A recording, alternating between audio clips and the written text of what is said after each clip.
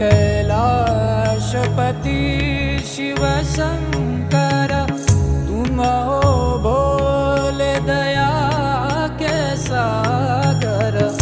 दूर करो सब दुख हमारे, दूर करो सब दुख हमारे। शंभो शंकर नमः शिवाय, गिरिजा शंकर नमः शिवाय।